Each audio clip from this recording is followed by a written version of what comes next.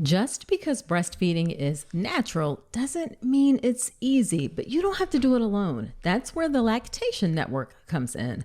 The Lactation Network helps parents at every stage of the breastfeeding journey, whether you need support resolving feeding issues, choosing the right breast pump, creating a plan for weaning, or anything in between. The Lactation Network is the largest network of licensed breastfeeding experts in the country. They provide in-home, in-office, and telehealth consultations in all 50 states with no out-of-pocket cost. Get the breastfeeding care you deserve with the Lactation Network. Visit tln.care to schedule your own insurance-covered lactation consultation today. In this short episode, you're going to learn about baby aspirin in pregnancy, why we prescribe it, and whether or not you should be taking it.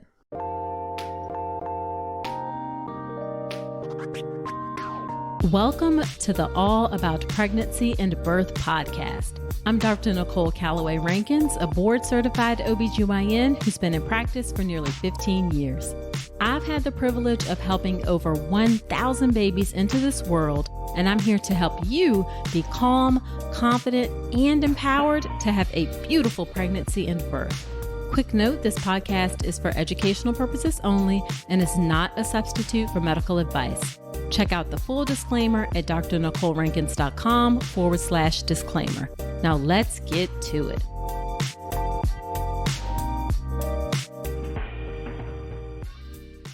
Hello there. Welcome to another episode of the podcast. Whether you are a new listener or you've been here before, I am so grateful you're spending some time with me today.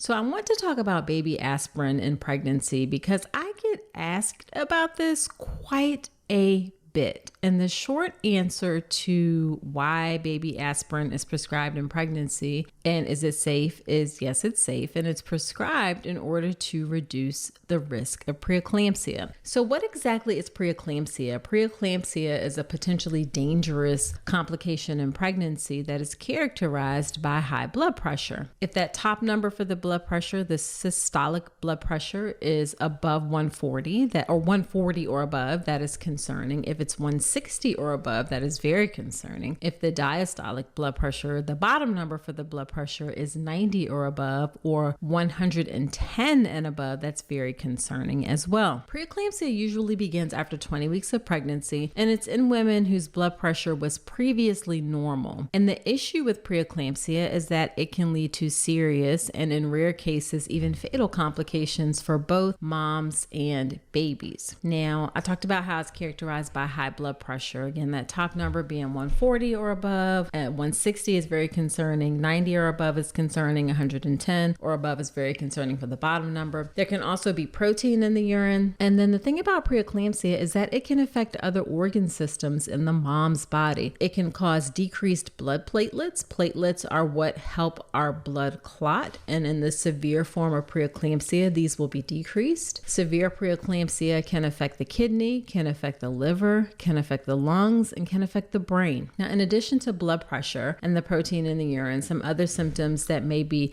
concerning for preeclampsia, it doesn't mean that you have preeclampsia, but if you have these, then you do need to be mindful of what your blood pressure is. If you have new changes in your vision, like blurred vision or spots in your vision, that's concerning. If you have a headache that is different than what it has been and it is not relieved by taking over-the-counter medicine like Tylenol, then that is concerning. If the headache is relieved or gets better by taking Tylenol, then generally that is not as concerning for preeclampsia.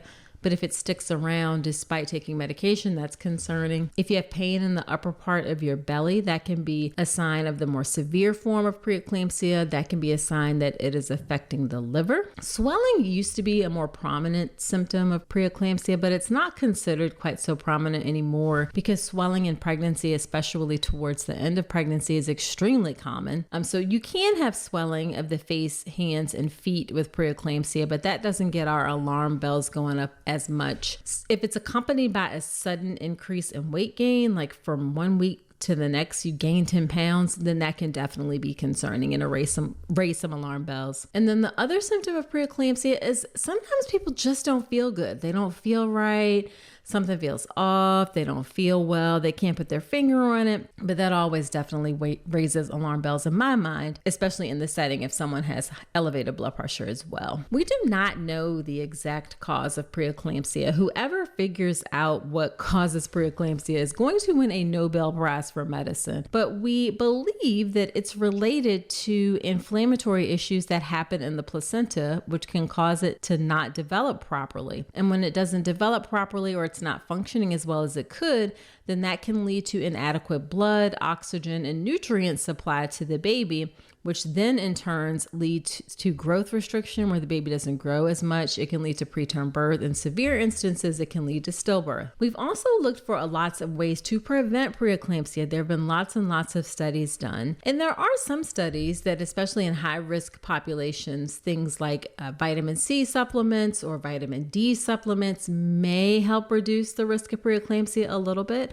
But the thing that has been shown to most consistently reduce the risk of preeclampsia is low-dose aspirin during pregnancy. So that is going to be 81 milligrams a day of aspirin. That's a baby aspirin. And it has been shown to reduce the frequency of preeclampsia as well as some of the related adverse events like preterm birth and growth restriction by 10 to 20%. So that's a pretty big reduction. All of us OBGYNs recommend that you take a prenatal supplement during pregnancy and ideally at least 3 months before getting pregnant. But which product is right for you, and will it have all of the nutrients you need for every stage of your journey? Choosing a prenatal can be so confusing, and that is why I am delighted to tell you about Element, which takes all the stress out of the process. Element is the first ever personalized prenatal supplement. It's designed by maternal fetal medicine doctors and is not only customized for each person, but it also changes over time for each stage of your journey from preconception to postpartum. Element provides a tailored prenatal supplement whether you have certain dietary preferences or a high-risk pregnancy or nutritional deficiencies like low iron or vitamin D. And every 30 days, they can adjust your prenatal protocol to make sure it is the perfect fit for you. Also, Element has exceptional ingredient quality, no fillers, no additives, and the packaging is eco-friendly too. Every pregnancy is unique, and your prenatal should be too, so visit helloelement.com.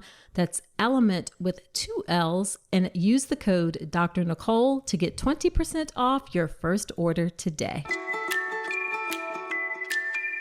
Now, that low-dose aspirin should be started after 12 weeks and ideally before 16 weeks. So sometime between 12 and 16 weeks, and then continue daily until delivery. If you are beyond 16 weeks and you realize after listening to this episode that you probably should be on a baby aspirin, then it's still fine to start it. But we know that the benefits are best when it's started between 12 and 16 weeks. In the United States, we do low-dose aspirin. That's 81 milligrams per day. Sometimes people will say if you're a particularly high risk, do 2 doses or 2 baby aspirin a day, I should say. And there are some studies that show that different doses of aspirin are effective. The actual ideal or best dose for aspirin during pregnancy actually has not been well established, but there's definite evidence that low dose aspirin works and it's easy, it's readily available. But you might find some doctors who say that you should take 2 baby aspirin a day. That's not unheard of and not inappropriate based on the data that's out there. So who should take low dose aspirin or aspirin during pregnancy? So if you have 1 or more of the following risk factors, then you should be taking a baby aspirin during pregnancy. If you have a personal history of preeclampsia, if you're carrying more than 1 baby, so twins, triplets, or etc. If you have high blood pressure that was present before pregnancy, so chronic hypertension, even if you are not taking medication for that blood pressure during this pregnancy, you should be on a low dose aspirin. If you had diabetes that was present before pregnancy, whether that's type 1 or type 2, you should be on a low dose aspirin.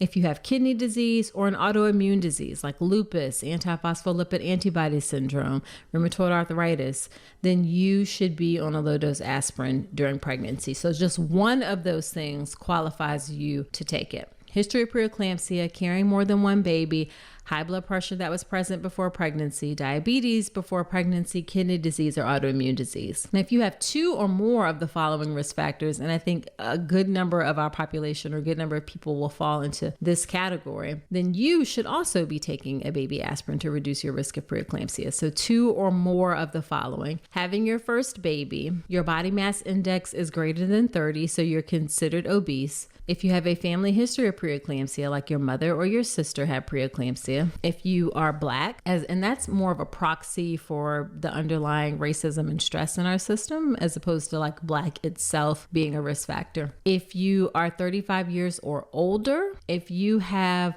a personal history, you yourself, like you were low birth weight when you were born, or you were small when you were born, if you've had a previous poor pregnancy outcome, so maybe you had a preterm birth, then you should consider baby aspirin. If it's been 10 years in between your pregnancy, that also increases your risk. So if you have that and one of the other factors, then you should take a baby aspirin. Also, if you have undergone in vitro fertilization in order to get pregnant, then baby aspirin is appropriate for you. So for this second category, it's 2 or more of the following: having your first baby, obesity, a family history of preeclampsia like in your mother or sister, Black, being 35 or older, having some personal risk factors, previous adverse pregnancy outcomes, a greater than 10-year interval in between pregnancy, or in vitro fertilization, then you too should be taking a baby aspirin during pregnancy. And again, that's start it between 12 and 16 weeks and take it till the end. The short-term safety of low-dose aspirin use in the 2nd and 3rd trimesters is very well established. And it also appears to be safe in the 1st trimester as well. We haven't seen any increased risk of miscarriage or congenital anomalies, but it's definitely very safe in the 2nd and 3rd trimester with very minimal side effects or risk. One of the possible risks is bleeding, because aspirin can thin your blood a little bit, but I've never seen that happen, and the chances of that happen are extremely low. Now, I will say that longer term safety data, so beyond pregnancy and even in the immediate postpartum period, are limited. So we don't have a lot of long-term data on the impact for moms or babies if mom takes aspirin during pregnancy, but the short-term data is very safe and the benefits are definitely there. Okay, so there you have it for this short episode on baby aspirin and pregnancy. Please share this podcast with a friend. Sharing is caring, and if you think they would benefit from this information, then I would appreciate you sharing that with them. Also, subscribe to the podcast wherever you're listening to me right now, and if you like it, then leave me a 5-star review in Apple Podcasts. It helps the show to grow and helps other women to find the show. And let me know on Instagram. You can shoot me a DM there if you have any more questions about baby aspirin and pregnancy. I'm on Instagram at Dr. Nicole Rankins. Instagram is also a great place to get bite-sized nuggets of helpful information about pregnancy and birth as well. So that's it for this episode. Do come on back next week, and remember that you deserve a beautiful pregnancy and birth.